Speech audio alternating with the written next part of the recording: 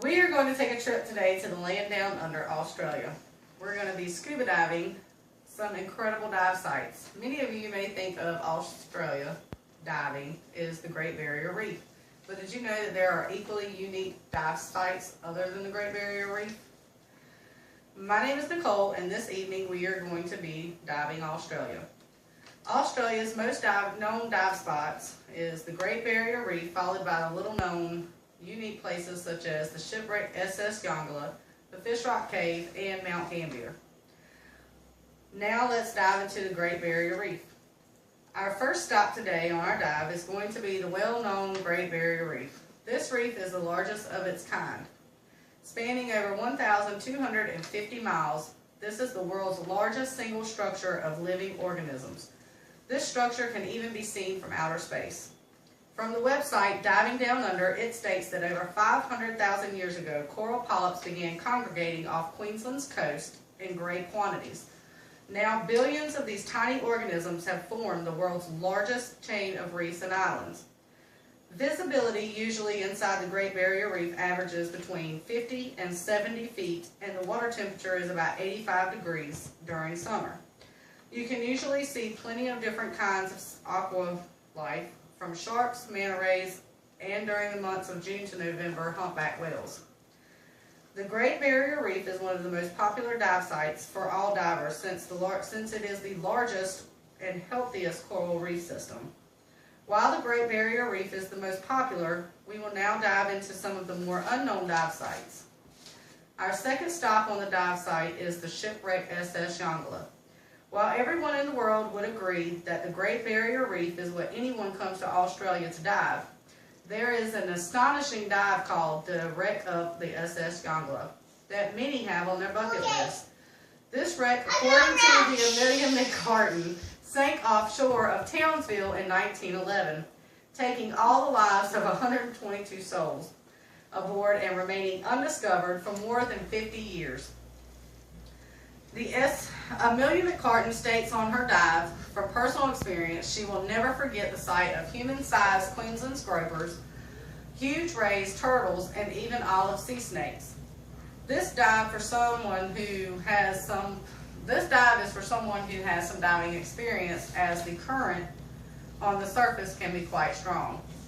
The SS Yongala should definitely be on your list of dive sites if it isn't already, due to its history and flourishing sea life, who seem very accustomed to divers being in their space.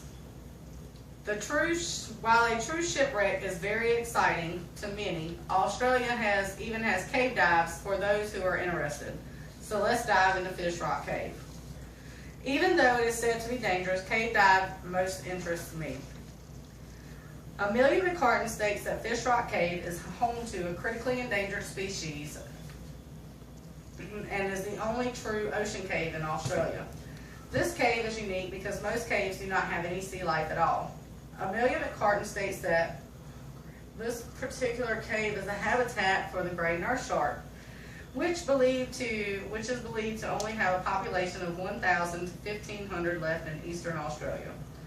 They gather here by the hundreds to mate and give birth. This is a spectacular sight for those who do not get the experience. For many do not get to experience. Fish Rock Cave is an amazing array of marine life that you will understand how it's got its name, which should be on any diver's to-do list.